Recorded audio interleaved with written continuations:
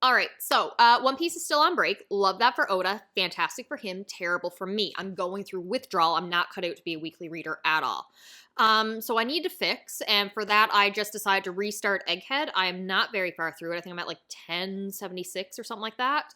But what I'm absolutely loving is the clear exploration of the theme revolving around free will. This has been well discussed, I'm sure, because it's not subtle, but I'm really enjoying that. And I also ran across a panel that's probably hinting at what Vegapunk's message is going to be. And let's just talk about that one first, because most of this is going to be me talking about free will stuff, and I don't want to save my theory for what Vegapunk's message is going to be till the very end. So he says in this panel, your powers take pain, supposedly invisible, and gives it form so that it can be fostered off into others. It's like sending the peripheral nervous system signals via radio instead. So transponder snails, radio waves, clearly. I'm going with he's going to take Kuma's memory bubble, which technically was destroyed by Bonnie, but he had said in another panel that he thinks he'd be able to stabilize it or try to stabilize it, so if it's touched, the information's not lost. So I'm going to assume he's already stored it and uploaded and made it ready for this emergency transmission. So what about the mind and heart then? Mental images, memories. These things are signals emitted by neurons. How heavy are they? How big? You're saying you want me to produce memories and show you. So he's talking about his powers, and Vegapunk's clearly got an idea about sending it through radio signals. So I can only assume that the message he's going to give the world government is twofold. Most likely, parts of Kuma's backstory, what he's gone through and how he suffered. Suffered as a slave to the Celestial Dragons, his love being taken as a quote-unquote wife, whatever. And then not only that, maybe any memories that Kuma had working as a warlord and showing the corruption of the system, what he's been asked to do, how the Celestial Dragons' tributes are used, stuff like that, and just to produce it in mass to the population. And that will definitely make people turn against the world government when they see how they treat people and the genocides they commit. Of course, I'm greatly hoping for information on the Void Century, so if pretty please, he also includes some information on the Void Century, and what happened with that ancient kingdom and other buster calls throughout time. If he also includes a live broadcast of what's happening right now on Egghead with the Goroseis transformed into these demon forms and was also partly a trap, to get them here to also film them, would love that as well. But I think the main idea he had initially when setting up this broadcast was to send Kuma's memories. Let's just stick on theories for just a minute, too, before we move into themes, because the chapter opens up with them, like, getting new bounty posters, and, like, Chopper, who is the Doctor, and arguably a decently strong fighter, especially with Monster Point and all of his other forms, still only has like a bounty of like $1,000, and Franky's is it the ship or is it the mega Frank? Yeah, it's the ship. Is his bounty posters. So I'm like holding for I don't even remember. I think it was on TikTok where I heard this, but like someone is working in the government to try to protect the Straw Hat crew, however little they can. So it's like, okay, let's protect their doctor first. So we give the doctor a low bounty so less people go after them, and that way they're always there to heal the Straw Hats when they're injured. Okay, their ship got destroyed. God rest Mary. So maybe, okay, well, Franky's making too big of a name for himself. We can't give him a low bounty. It's just not going to work. We can at least hide his identity a little bit. So put the image of the Mecha Franky. Oh, now put the picture of the ship instead of his own image. I know it's just a running joke, because apparently some people in the comment section can't take the idea of a crazy theory just being a joke and funny. But I still really like the idea of someone in the government being like, yeah, I gotta help Straw Hat somehow, so I'm gonna choose to protect their doctor and their shipwright so they never lose their ship again. So I like that. I really like that. Of course, in this chapter, Luffy also mentions his dream again, and his true dream not really being become the Pirate King, but becoming the King of the Pirates is the first step and the only way he can achieve his actual dream. and still no idea what being king of the pirates has to do with any other dream.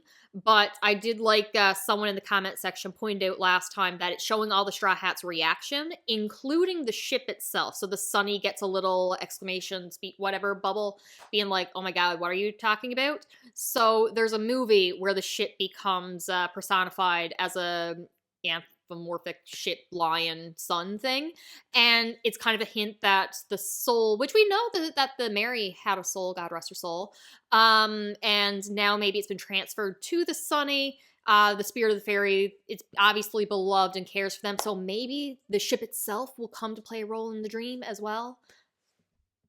And it's too is worried about Luffy's dream and thinks he's a little crazy. I'm really stuck on like what the King of the Pirates can do that would lead to another dream, because we know Luffy doesn't want people following him. When he got the Straw Hats, the Grand Straw Hat Fleet, he's just like, no, I don't want people following me. I'm not here to do that. I'm the captain of this ship, and he wasn't too happy about Bartolomeo creating the Grand Fleet. So I'm like, it's not like he's trying to become the Pirate King to get others to follow him. So I'm really confused what his dream could be that you need to be the King of the Pirates first to achieve. Side note for confusion, when the Marines were talking about the bounty posters for the Cross Guild, Guild, whatever. So Crocodile had the lower bounty, and then it was Buggy's bounty. However, they think Buggy's in charge. So why is Buggy's bounty lower than Mihawk?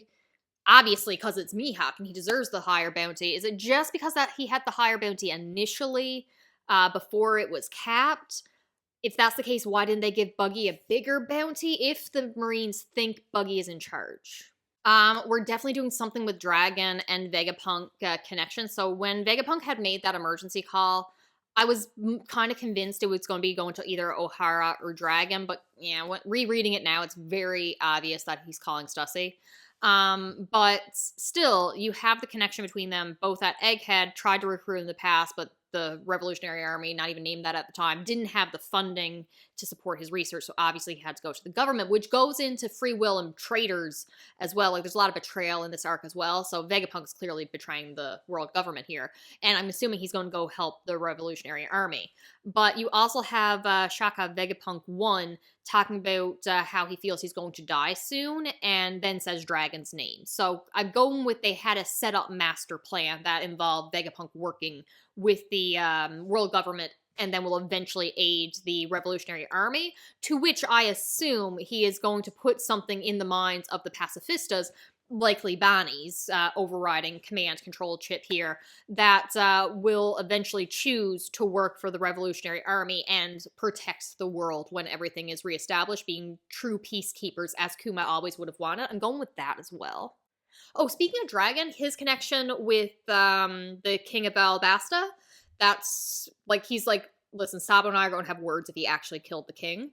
So we know that Vivi comes from the D clan as well, or the Will of D, or the people with D in their name, and so does Dragon. One of the poneglyphs was located at Alabasta, so they're just clearly on the same side, and I'm going with there's probably a stronger connection between Dragon and Alabasta that we're actually aware of. All right, so back to, like, free will. It's clear that that is, like, one of the focuses of Egghead, between free will and traitors. Like, those are the two things that are popping up the most in this arc. Starting right off with, like, the Sea Beast, who, like, they're mechanical Sea Beast, but Lilith isn't able to, like, override their free will to completely control them, and she's very frustrated with that. You have Stussy, who is a clone, and believes herself that she doesn't really have that much free will, Vegapunk insisting that she does.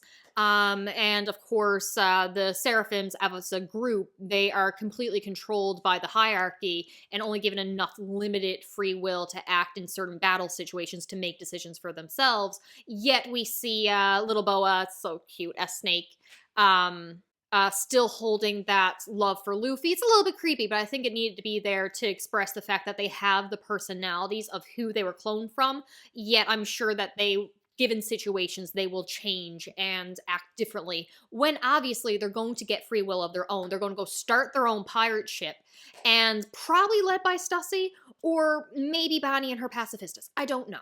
But that's gotta come, and they're going to want the heads of the world government who's been controlling them for so long. I can see that happening. Then you also have, like, Blackbeard first noticing them when he attacked Boa, so he wants to get them more, maybe?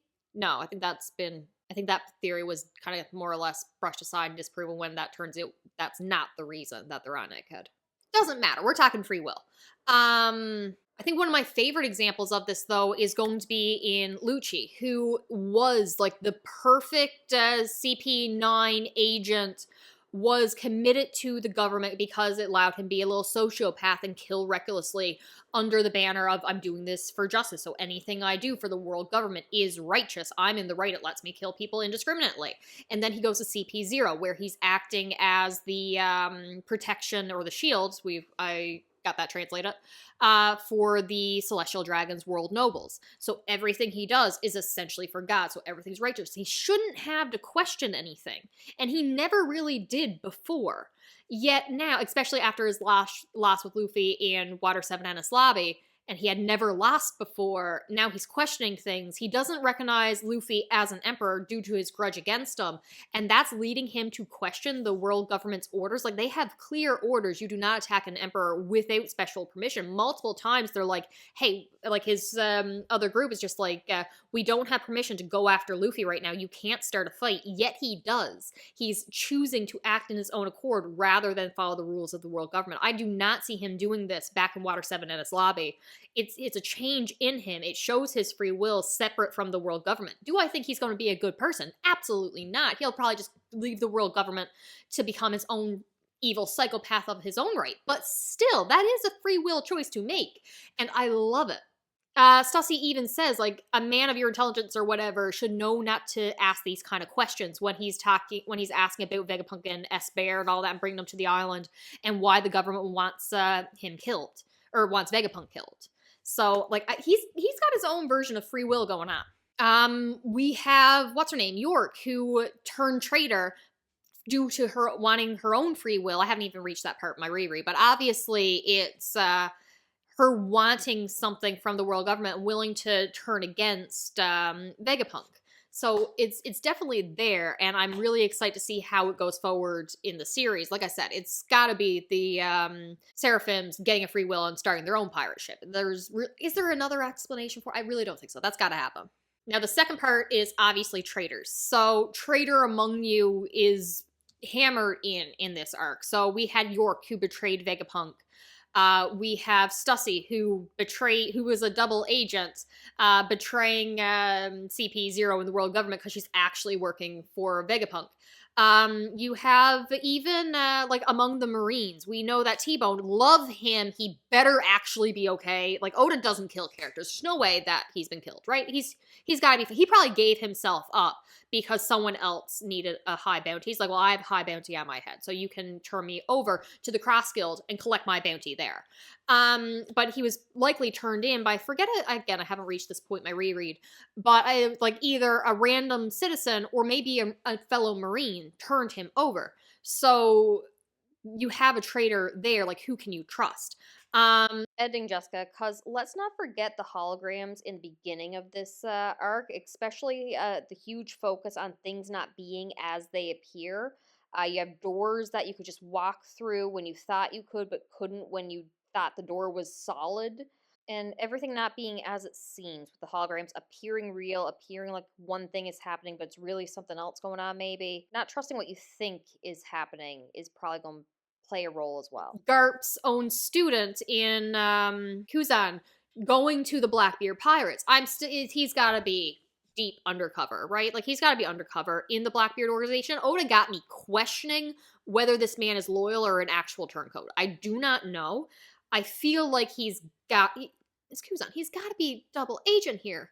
And it's all gonna be fine. It's a long-term plan, but I don't know what his plan is to take down Blackbeard. It's gotta be that, though, right? But then we had that scene with him and Blackbeard just talking and the pirates going after what they want and them working towards similar goals, and him not wanting Magma Bastard in charge, and how can the government be any form of righteous after witnessing Buster calls and then electing or putting Magma Bastard in charge after everything he's done, the civilians he's killed.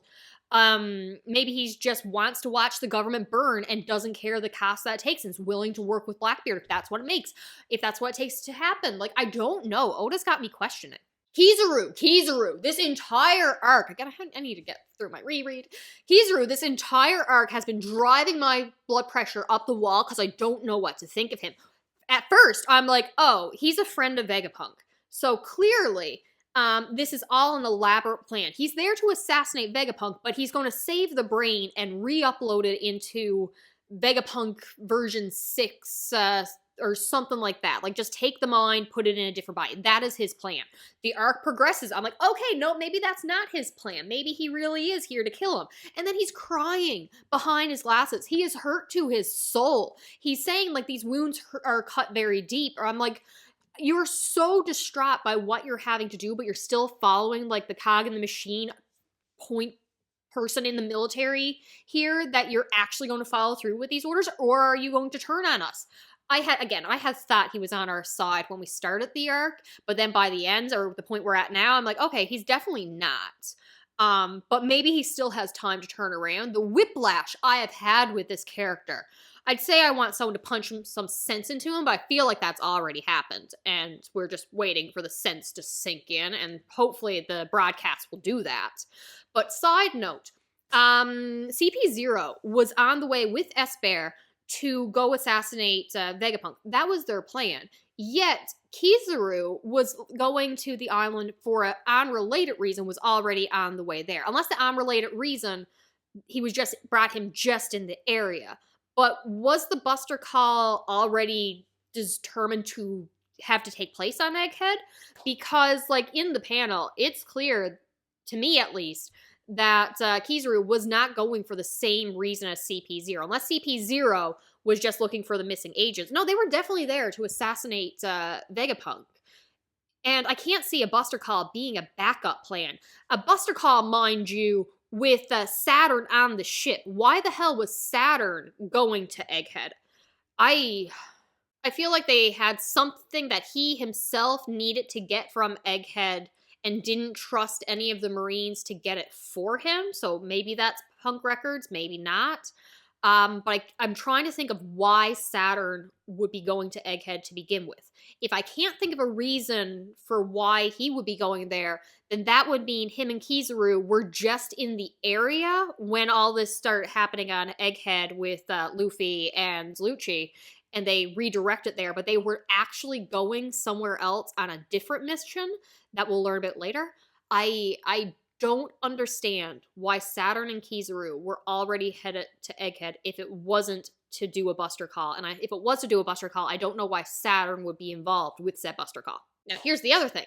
Are we going to have another traitor by the end of this? Is one of the Gorosei, and I don't know, I really don't think one of the Gorosei is going to turn against Eam or anything like that, or the other Gorosei. That's just not happening. I almost feel like they're all the same person, broken up into different souls and different bodies, or just all being controlled by Eam. Unless they end up getting free will after being separate for so long, who knows? It's not going to be St. Peter. One thing I know is Peter is either always a traitor, because it's the opposite of you would think, and it's like, or it's he would be the most loyal. I'm going with he'd be the most evil one. It's always my guess. Because I want to say it's better in some moments, but also I can't do that to myself. I don't know. I don't know where this is going. Like, this is one of my favorite arcs so far. Ooh, I forgot this one. So when Luffy sees the Iron Giant for the first time, they're trying to get it to go.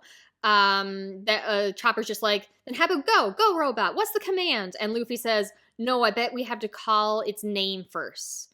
I'm like, is Joy Boy going to know the Iron Giant's name to activate him? Is it the heartbeat that's going to give him its power? And clearly it has some relation. I say clearly, it's a very loose connection here, but there's some connection with the Fishmen, and the all the political stuff that was going on with them 200 years ago was when the Iron Giant attacked the first time, but was built 900 years ago during the Void Century. And I want to know. I want to know what the connection is. Oh, which kind of leads into my ramblings of a different theory. Back in like Arlong Park, I remember Arlong saying like his people are more powerful because like the god of the sea or whatever had blessed them with this kind of power to make them superior to humans. So what I'm wondering is the devil fruits were like brought about by like will and all that there and wishes and dreams. But Joy Boy broke a promise to the Fishmen. I wonder if initially it wasn't like they were talking. Vegapunk was saying the chaotic nature and imbalance made Mother Nature, whatever. Let me get those words. Okay, so every devil fruit is a possibility for human evolution that someone desired. If only I could be like this. If only I could be that. All those powers represent the many branches of the future of humanity. That almost sounds like distorted future to me with Bonnie's power. I'm still going with that the world government experimented on Bonnie trying to recreate Nika's devil fruit. And this is like a failed devil fruit of Nika because they were trying to get his powers for themselves. I'm still sticking with that. Okay, many branches of the future of humanity, but that unnatural status is loathed by the sea, the mother of nature. A fitting punishment for sin is the weakness to water. I wonder if when the devil fruit were first created, they didn't have that weakness to water. And to go with Arlong, it was like by the protection of the gods that gave them the power that they have. What if the god chose to protect the Fishmen after Joy Boy's betrayal and took away the devil fruit's ability to swim, like curse the water to devil fruit users, hate the devil fruit users because of Joy Boy's betrayal, broken promise. And that's why devil fruit users are weak to water, because the spirit of the water was trying to protect the Fishmen from a devil fruit user's future betrayal, something like that. I kind of like that connection, but we'll see. Anywho, I will continue my reread. Talk to you later. Bye.